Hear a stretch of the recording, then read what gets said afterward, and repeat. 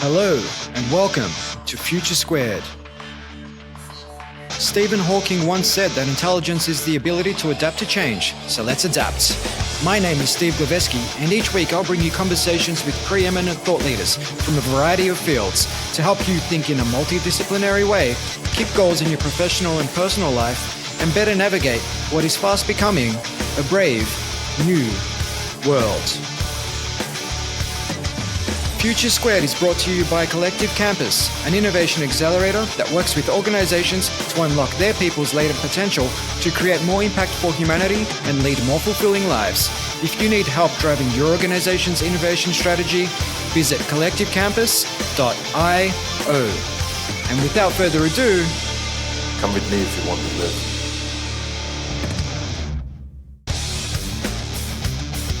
When you ask good questions and you get good answers, first off, the prospect is going to feel better about you. Like, Steve, right now you're letting me talk a lot. I feel better about Steve because Steve's letting me talk. You know, you're asking questions, you're sitting back and listening.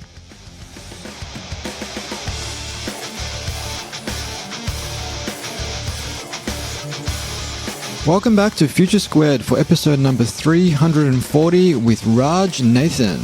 Raj is a hype man. No, he doesn't wear a clock around his neck like Flavor Flav. He's a startup hype man, and his mission is to help companies not suck at pitching and telling their story, so they stand out to customers and investors and stand apart from competitors and pretenders. He's a founder of Startup Hypeman, host of the Startup Hypeman podcast, and as you'll learn, he's also, perhaps not so surprisingly, a rapper and a yoga instructor.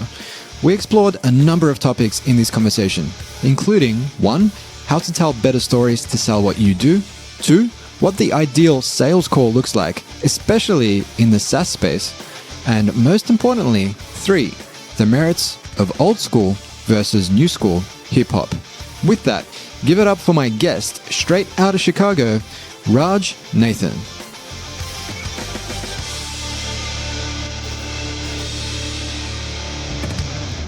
Welcome to the show, Raj. Thank you for having me, Steve. Long-time listener, first-time caller, as they say in the radio world. Well, you're joining me all the way from Chicago, Illinois, where one of my, I suppose, childhood villains hailed from, with being the Chicago Bulls, Pippen, Jordan, your mob, I guess. Yeah, that's I remember because you came on my podcast, and to my surprise, you said your hero growing up was Charles Barkley. Yes, I did, and I had this similar conversation with Jason Fried from Basecamp, and he was like, "Well, they're not doing all that well these days," and I said, "Well, you're not going to get any sympathy from me." So they just rehired an interim coach. They don't know what they're doing. They're in basketball, there's bad, but then there's bad at being bad. And the Bulls are bad at being bad. Bad at being bad, yeah. And I think loyalty these days, it just doesn't exist. It's all about who can pay you more. And, you know, as a Phoenix Suns fan, I can't really talk. I think we finished dead last or like second last as far as the entire league is concerned last season. I don't even think we got to 20 wins. So I'm just going to shut up right now. And well, maybe I'm not going to shut up. I need to host this podcast, but I'm going to change the subject. So Raj, tell us a little bit about yourself. What's the 2,000-foot view? I mean, if I bumped into you in an elevator and I never met you before and I said, "Hey man, what's your story?" What do you tell me? Ooh, I like that a lot. Yeah. So basically to know me is to know that my core belief about the world, and the reason I think I'm on this planet, at least I hope anyway, is that is this idea of the power of expression. Mm-hmm. And I firmly think that the world needs more expression in it. The way I've kind of gone about bringing expression into the world is through different modes of storytelling, different mediums of storytelling, I should say. Different storytelling that connects people with ideas and simplifies the complex. So like everything that I've ever done that I've cared about has been some execution of that. Even before I knew I was doing that, that's what I was doing. So professionally, how that's manifested is my current company, which is called Startup Hypeman. Mm-hmm. I also am a hip-hop artist, and I'm also a yoga instructor. So those three are like my main things. But really what it is at the end of the day are all these different forms of storytelling to come back to creating expression. Fantastic. And I mean, on being a hip-hop artist, how has being a hip-hop artist and or a yoga instructor tied into your work? I mean, because I find that, my background playing in bands growing up and being a big fan of like these really over the top heavy metal performers with their pyro and whatnot. Like I tried to bring some of that into my workshops and my keynotes and really put on a show. I mean, has the hip hop background influenced the way you do your work?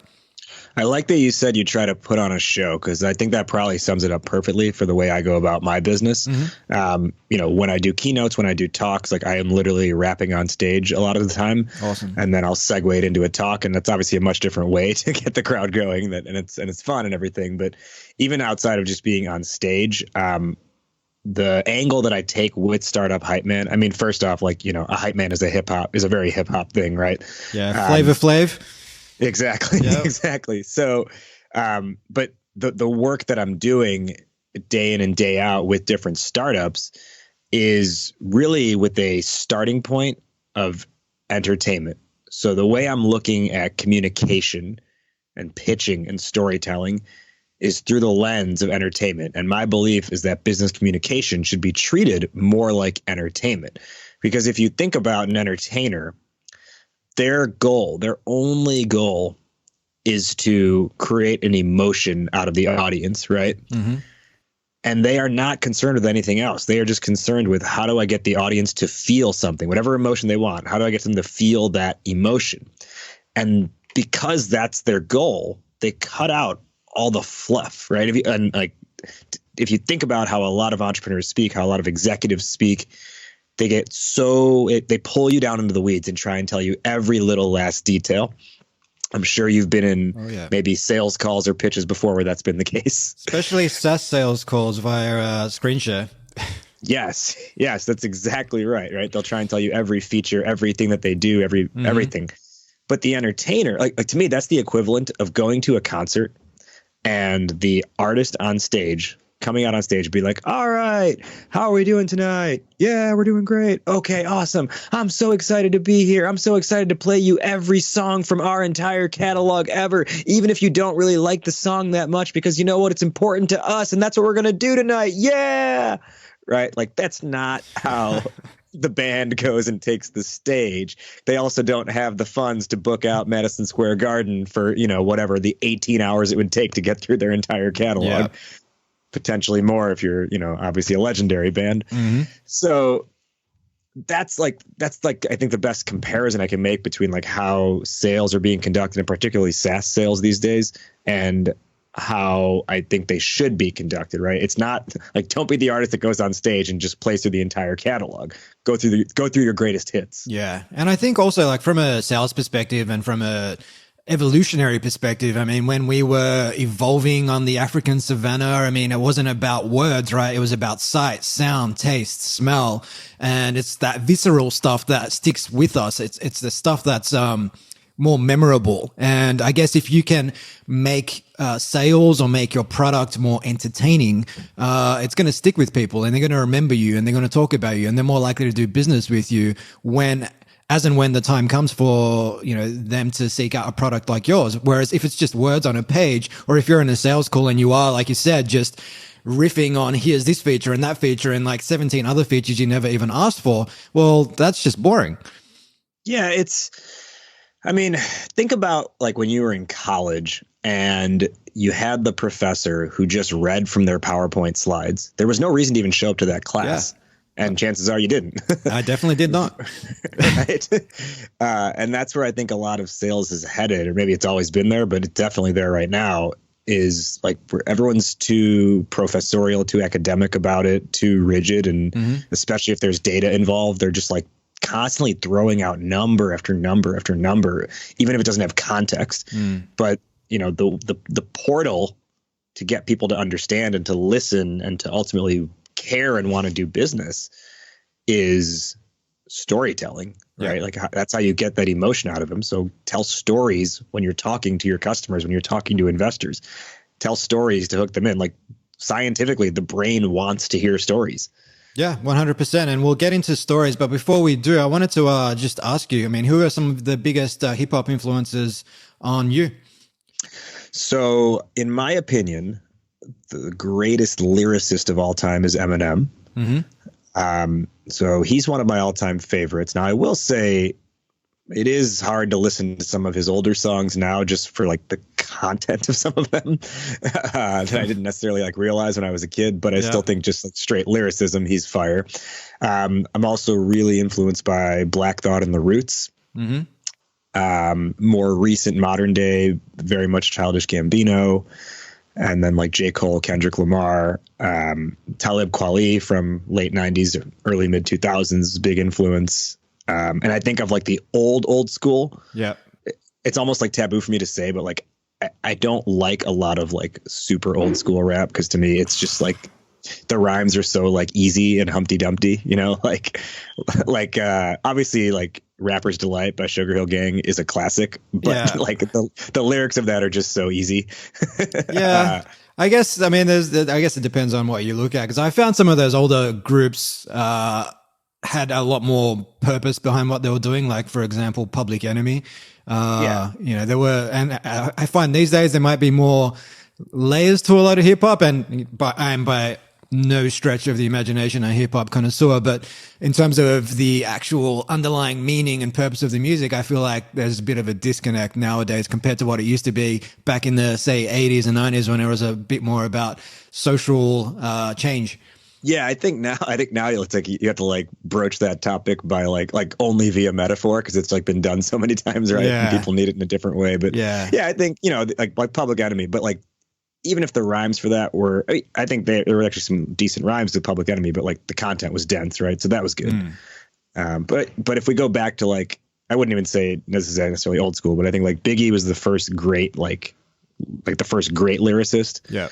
And I think prior to him, I would go with Tribe Called Quest as like just creating something that's different, that is funny, that's catchy, but then also makes you think and has some complexity to the lyrical structure. Yeah, definitely. And I guess what a lot of great hip hop artists also did was they told stories, right? And I think that's pervasive across a lot of different genres. I mean, you can get into country music and people tell stories, and that stuff's memorable. Like, I listen to some Johnny Cash, and what hooks me in isn't necessarily the music per se, but it's just the story that he's telling in these songs. And something you touched on just before we started talking hip hop was telling a story, because that is memorable. The brain wants to hear a story. This is grounded in science. So when you're working with be they startups or more established organizations, what do you do to help them clarify their message and tell a better story? Yeah, so the main idea here is Startup Hypeman. What we do is we help startups not suck at pitching and how they tell their story, so that they can stand out to their customers and their investors. I should just say thank you at this point, because I've seen a lot of really sucky startup pitches where I just didn't want to be there. You're doing the world some good. That's good. Good to hear that I'm doing some good in this life. So it's help them not suck at pitching customers and investors, or so they can stand out to customers and investors and stand apart from competitors and the pretenders as well. It's a lot like if you've seen the Will Smith movie Hitch, you can think of this as the Hitch for startups. So what we like to work on is essentially like building out, like, how does this brand get communicated, and in a different fashion than I think most. And I say that because like there are some companies that I've worked with who have shown me like what other, let's say, like agencies have built for them, and they'll come up with this whole like, I don't know, campaign or this whole like brand book that it's words that sound good to another marketer who does marketing, I think, or like who does marketing for a living, but it doesn't necessarily connect with the end audience that they're trying to reach. So my focus is always like, what are the real things people say, and how do we just use those words to create the best connections? Like, I was looking at one brand book recently that had been created for a company I'm now working with, and the other agency had said like, okay, your elevator pitch, they had a whole section on like your elevator pitch, and it was like, galvanize the employee spirit through whatever. And I was like, no one is ever going to say galvanize galvanize the employee spirit in a sentence ever. Yeah. I was like, it sounds good as like a press release, I guess, but it's not something people are going to talk about. Well, So you clearly haven't spent enough time working in a large management consultancies where they absolutely love these ridiculous words. Like I remember being at EY many years ago and just sitting there and a director walked by talking to someone else and they were using terms like we need to cross-pollinate the opportunities and stuff like that. And I thought, wow, that's really bad. Yeah, I made a vow when I left, the job I was working. I made a vow that I would never use the words mutually beneficial ever again. Fair enough. And synergy. I also stopped using. Synergy is classic. So, I mean, from what I've read in this space, and, I like to try and incorporate some storytelling into what I do. And I read a book a couple of years ago called Sell with a Story. I believe it was from Paul Smith, who was one of my early Future Squared guests. And the structure he put forward in his book was really simple. It was 3 steps, which was context and characters. Well, that was step 1. Step 2 would be some kind of a challenge. And then step 3 ultimately would be the resolution. Because once you introduce to the context and the characters and there's some kind of a challenge, your brain wants to reconcile that. So you're kind of hooked in. Well, what happened? Did they resolve the issue? Is that the kind of thing that you put forward in when you're putting together a story? Is that the same sort of formula, if you will? Yeah, it's similar to that. I think the baseline framework is there. I think there's just some like nuance that I would do it a little differently or just add more color to it. So the way I look at it is, let's say you're building a sales deck. The example I always like to draw on is the Hamilton musical. I don't know how familiar you are with that in Australia. Not very. Okay, so it's taken the U.S. by storm, and it is this hip hop musical that's come out it's been running for like 4 years now. It sells out every night. It is about the founding fathers of the U.S., specifically Alexander Hamilton, who is on the $10 bill in the U.S. but was never a president, and he's the only non-president on U.S. currency. So it tells this really intricate story about his life and how he influenced the shaping of the U.S., et cetera, et cetera. And it's all done through rap, which is even better. So to give a spoiler alert, he dies at the end, which shouldn't be too much of a surprise. Someone who lived 250 plus years ago is now dead. But the thing that everyone who grew up in America would know, or most people would know, just because you had to take history classes, is that Hamilton died in a duel. Like a pistol duel. Wow. And this was like 1803 probably that he died. He was shot by the then vice president, Aaron Burr, shot and killed in a duel. Now, I guess upon hearing that, what's your reaction? Well, I guess I wouldn't have thought a vice president would be shooting people in duels, but yeah. Yes. Okay. Right. Exactly. If I tell you that as is, it has no context. Yeah. And your reaction is, how could the vice president do that? So what the Hamilton play does really well, and if you watch interviews with the creator, his name is Lin-Manuel Miranda, he talks about how he needed to get the audience to a point of understanding so that way that final duel could be executed and you would leave the theater not saying, oh, Aaron Burr, vice president, what a monster. How could you kill someone? They should have locked him up, all this stuff. Instead, you'd be leaving the theater reflecting on the life and the legacy of Hamilton. They structured the play in a way where the final duel was a natural conclusion. And they were able to do that because the play actually has 2 other duels beforehand. The first duel is a song called The 10 Duel Commandments. And calling back to hip hop, it's actually a spinoff of Notorious B.I.G.'s 10 Crack Commandments. So the 10 Duel Commandments is the first duel of the play, and via song, they explain what dueling was like in the 1700s and early 1800s. There was this whole thing called honor culture that existed. Yeah. So they outline for you, they define the world as they see it at that time, right? They define the world as it exists, and they get you to enter into that world and agree that that's how the world works. After that, Hamilton had, there's some conflict that arises, and there's multiple conflicts. You start to see this whole Aaron Burr thing bubbling up. They keep running into each other. They keep having disagreements in Congress. And then there's a second duel later on in the play, in the second act, which neither Aaron Burr nor Hamilton are involved in, but two other side characters who you're emotionally invested in are involved in. And someone gets shot and killed in that second duel who you feel emotionally invested in as a character. So that second duel gets the big emotion out of the way that someone important could pass away in a duel. So that way, by the time you get to the third duel, well, duel 1 was we agree, we've entered the world and we agree this is how the world works. Duel 2, we understand things happen in this world and we got the emotions out of the way.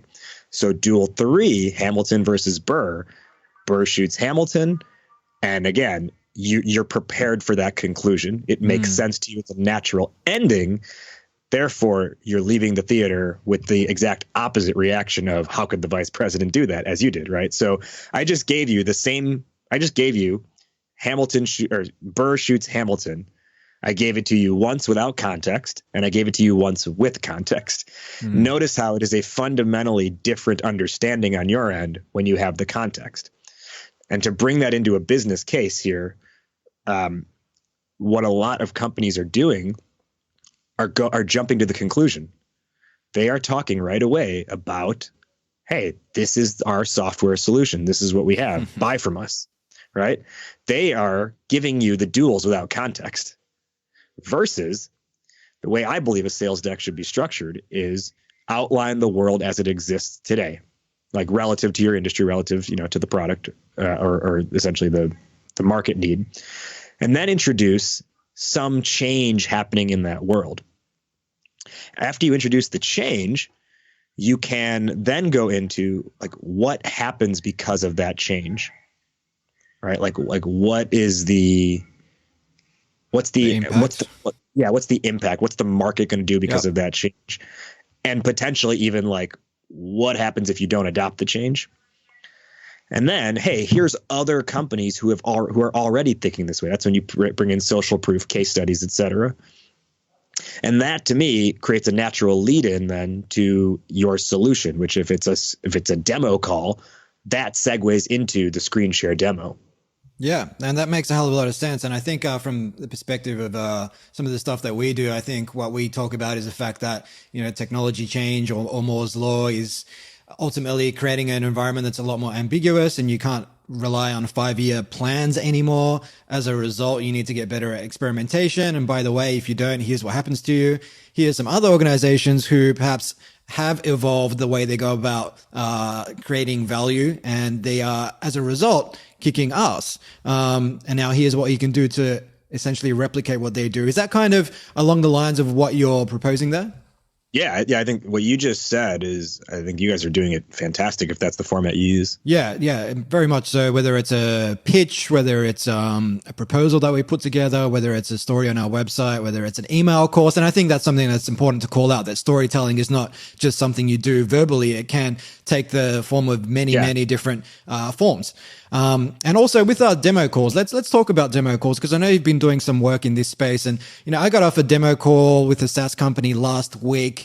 It was literally like 30 minutes default, which I think we could have been done in 10 minutes. They could have asked me relevant, poignant questions. I could have gave them some answers, and we would have been basically off the call within 10 minutes. I would have got the value I needed. They would have got the value they needed. Instead, it was a 30-minute call where they proceeded to just talk me through every single feature. It's kind of like the whole 100-button remote control, when all you really need is like volume and power and maybe channel up and down. And by the end of it, I was just like not sold on the product, because they talked to me about all these things that I didn't need. But also, I was like, okay, well, I can see some value in your product. How much does it cost? And like, well, no, we would prefer that you use the trial for now and then get a feel for it. And then we can reconvene in 4 weeks' time. And then I'm like, guys, how much does it cost? Because I don't want to waste my time and your time. And they basically said, well, ballpark for a company of your size, it's about $15,000 to $20,000 off the bat, and then several $1,000s a month. And I was saying, well, we don't want to spend that kind of money on a tool that we're not really sure works. Is there a way to trial it perhaps? No, we feel it takes at least 6 months using our product before you can get the value. So that's why we don't do this kind of thing. And I thought, well, this just does not sit well with me. Thank you so much for your time. See you later. So Tell me, man. Okay. What does a good sales demo call look like for a SaaS company? Yeah. So, okay. Not enough companies ask questions, and B, if they do ask questions, they don't ask good enough questions. Right. So in that call you just explained, did they spend any time asking you about what you're trying to accomplish as a company first? Like, what are your challenges? What are your needs? What are your pains? No. They maybe asked me about 3 questions, and nowhere near as many questions as I would ask in an introductory sales call. I mean, my philosophy has always been spend about 80% of the first sales call asking questions so that you can then devise a solution that works. If you can't, then hey, you're better off moving on rather than working with a company that you can't create value for. Yeah, and your question, the questions you ask and the answers you get, that ultimately, you'll have like a baseline story you work from, but the answers to those questions inform and then shape the story ultimately that you then tell. Yes. So when you think about, so like I'm going to guess, and you may not even remember, but I'm going to guess that the questions they asked you were largely around like the product they were then going to show you. So like, oh, can you tell us what you're looking for in a solution that does this? Yeah, think questions like that are. Yeah. They don't give you good enough information, right?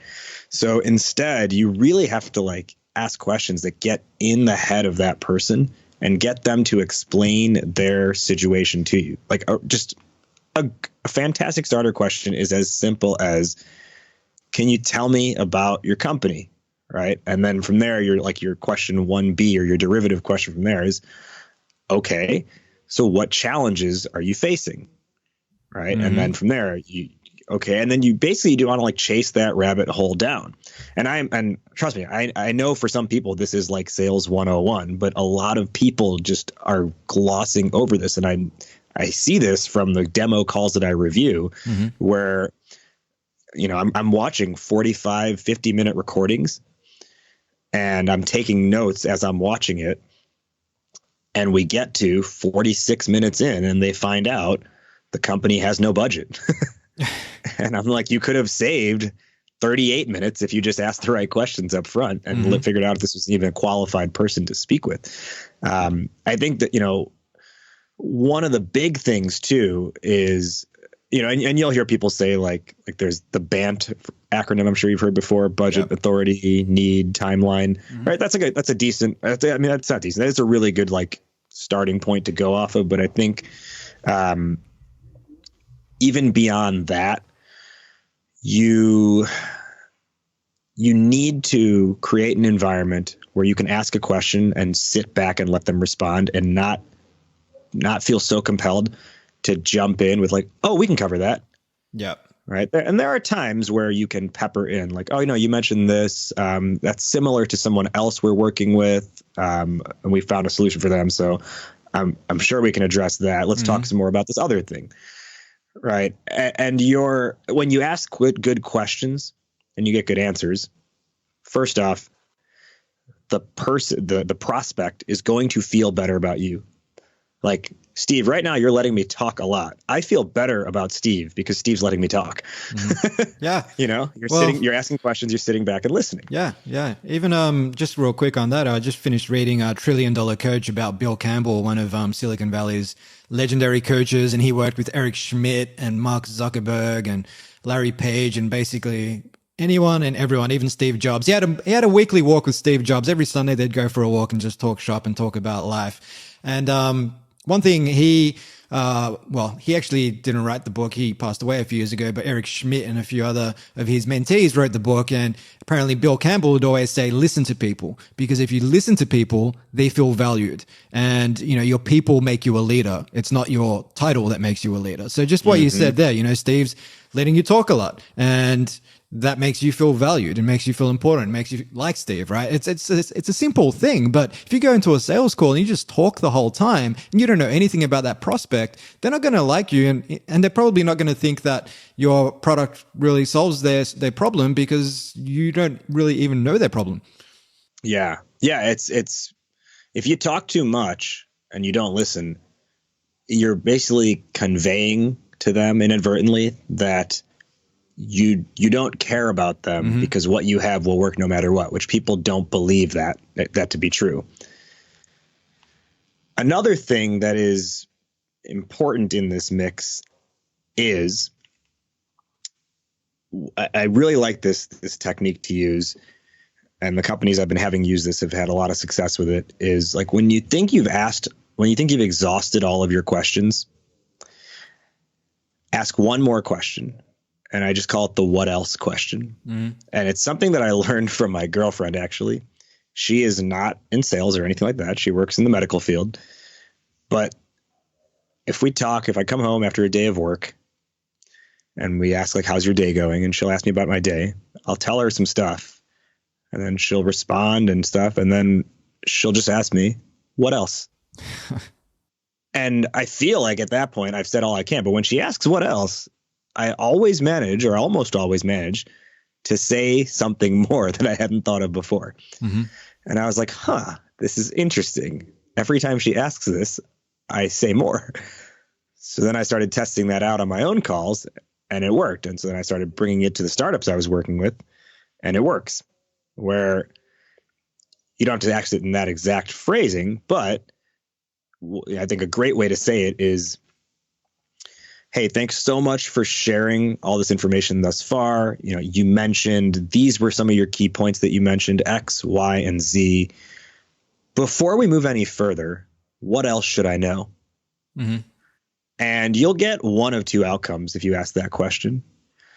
Outcome number one, or outcome A, let's say, is they stop and they think for a few seconds and they tell you something that you have not heard before, that is in a gold mine of information that requires further digging before you move forward.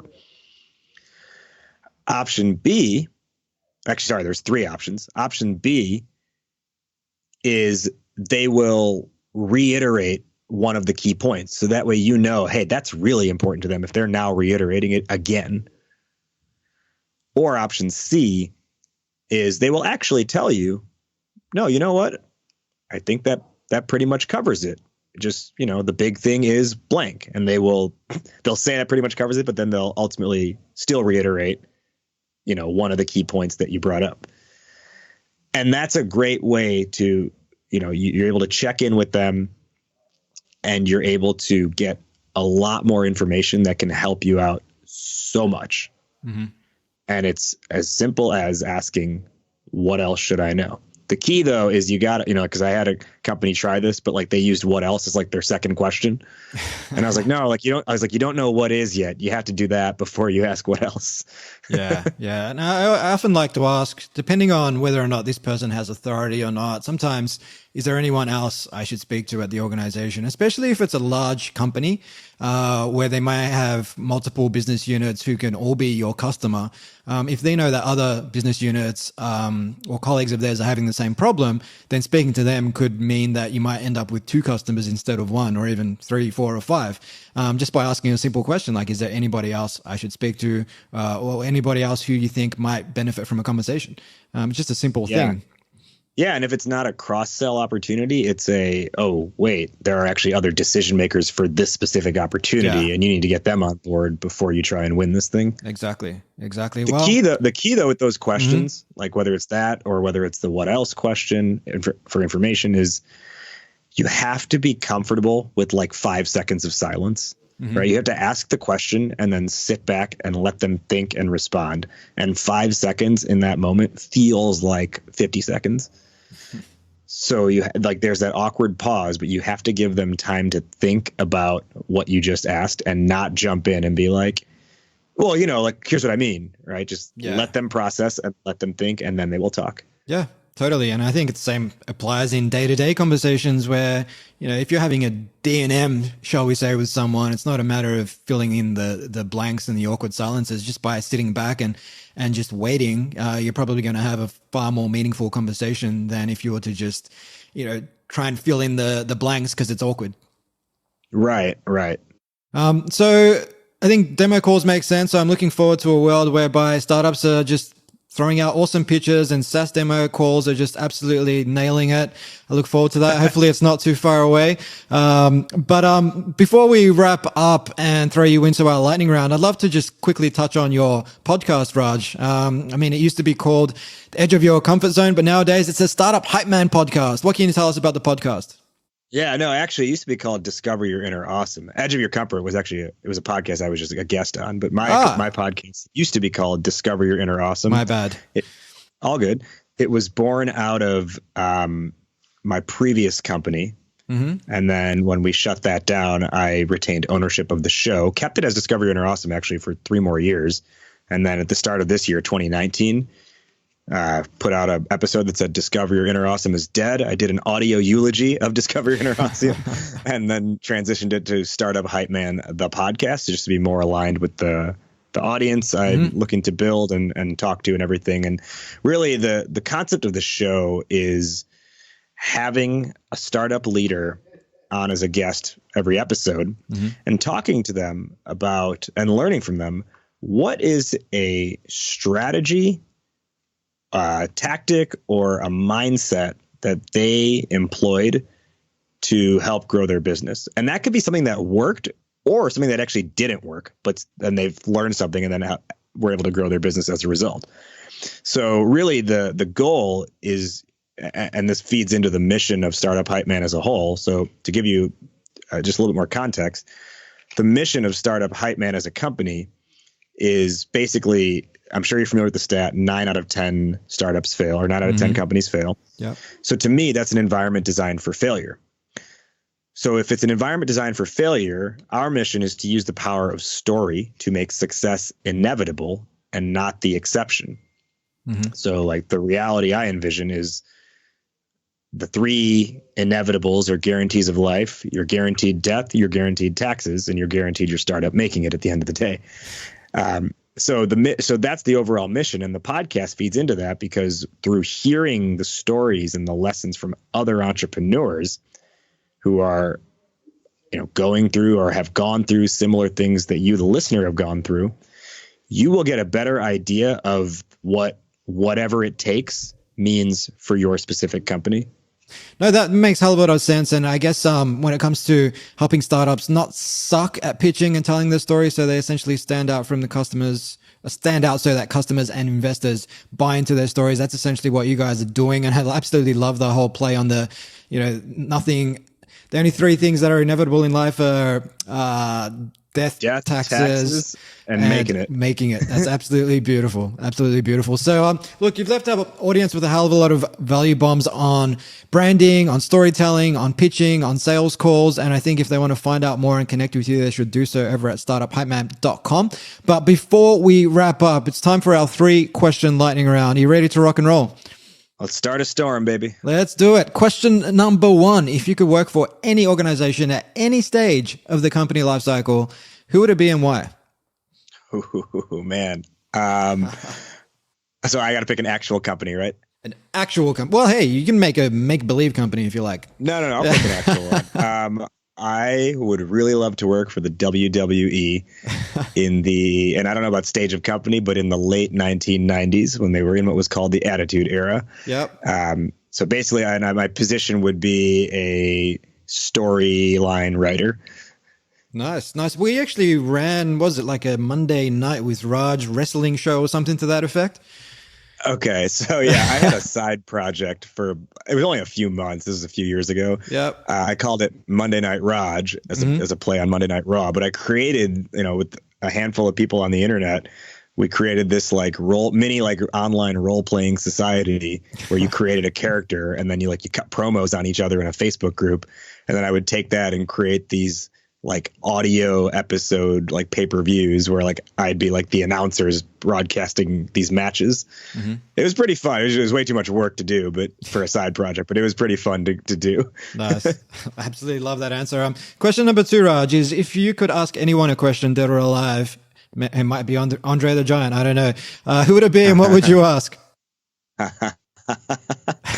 I think I want to talk to The Rock. And I want to talk to Lin-Manuel Miranda, the Hamilton creator. I guess that's 2 people, so I'm kind of cheating here. But what I would ask both of them is, what do you lean on, or what did you lean on at your lowest moments? And I know they're public stories, each of them, but I want to know, even beyond that, how did they, like, I want them to walk me through how they climbed out of, the holes they were in.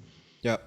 That's awesome, man. And I think that's something that, whenever I have someone on my show who is like a celebrated comedian or entrepreneur or something to that effect, like that's one of the questions I always ask them, because inevitably everybody faces setbacks when they're trying to do big things, but it's about how did they overcome that? What did they tell themselves? What was the story they told themselves? I think it's always really, really valuable and something people can learn from. So lucky last, essentially, this comes down to rituals and routines. Like, what sort of things do you partake in on a daily basis? You mentioned you're a yoga instructor that help you stay on top of your game. So I would love to be the person who comes on this show and is like, I'm amazing and I do this one thing every day, right? But unfortunately, I'm not as disciplined as even I would like to be. So my goal is to meditate every morning for about 12 minutes. I have a specific like song I listen to, and I do a breathing exercise to the beat of that song. And it's like a up-tempo spiritual song. I would love to say I do that 7 days a week, and I do it at 6 a.m. all 7 days. The reality is I'm probably doing it 4 days a week, and somewhere in the realm of like 6 a.m. to 8 a.m. So that's as best I can give for routine. I think besides that, the one thing that I'm much better at sticking to is I sleep with my phone not in the bedroom. And my phone goes on Do Not Disturb at 11 p.m. and it does not come off of Do Not Disturb until 9 a.m. And I don't, sometimes I have to make phone calls before 9, which is different, but I avoid checking any email or social media before 9 a.m. I try to get my best creative work done before then. Yeah, that's beautiful, man. And I think I totally relate, particularly when it comes to, if you're going to meditate, it's not a matter of treating it like a chore, something that you absolutely have to do every single day, because then it just becomes work. Do it when, you feel like you need to do it, and when it's comfortable and you enjoy it, rather than this thing that I need to do every morning at 8 a.m. And similarly, the whole thing about the phone, I mean, that's something I personally started doing a couple of years ago, where I bought a clock radio, like a good old school clock radio, and my phone basically stays in another room overnight. And, in the first couple of hours of the day, the only reason I have to look at my phone is maybe to tee up a podcast or some music while I'm in the gym for my morning gym sesh, but I will not look at social media or email or Google or anything, because it's just going to fill your brain with noise. Even text messages, right? Even text messages, nothing. But it gives your brain that space to just process and just be. Yeah, it's funny because I had a day, this was like 2 years ago, where I was like, you know what? Because everyone's excuse for like phone in the bedroom is, oh, but it's my alarm clock. And I was like, yeah, but I went to Target and I bought an alarm clock for $8. Exactly. That's too funny. People love to make excuses instead of take ownership, but that's another story that we have run out of time to explore. So if our audience wants to find out more, they can hit up startuphypeman.com. They can find you on Twitter at Raj Nation and on Instagram at Raj Nation. And in the spirit of today's conversation, Raj, what else would you like to share with them before we wrap up? You can also find me at Startup Hypeman on the social media channels. And the podcast is called Startup Hypeman, the podcast. Steve, you were a guest recently. We had an awesome discussion, so go back and listen to that one, everybody. And the thing I'll offer up for your community too is, how a lot of companies you'll see have the click to request demo button on their website. What I'm offering to everyone here is demo me. Like, schedule a time with me, and I want you to demo me, and I will review your demo call for you and show you how you can improve it. So just reach out through any one of those channels. And if you're lucky enough, I will make a freestyle rap about your LinkedIn profile and post it to LinkedIn. Oh, man, that is a offer that is too good to pass up. So we'll add those links in the show notes for our listeners, and I look forward to seeing those LinkedIn raps very, very soon. Thanks again, Raj. This has been an absolute pleasure, and I hope you enjoy the rest of your day. I appreciate the time and appreciate your energy, Steve. Hi guys, Steve again. I hope you enjoyed this episode.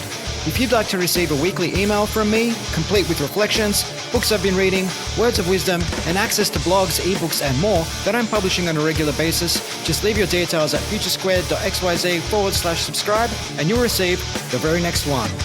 If you're picking up what I'm putting down, take a minute to like, share, or subscribe on Apple Podcasts, Google Play, Spotify, or wherever you get your podcasts. It goes a long way to giving the podcast the exposure it needs so I can continue bringing you guests and conversations of the highest caliber. You can catch me on Twitter at Steve Glibeski and on Instagram at TheSteveGlibeski. Until next time. Hasta la vista, baby.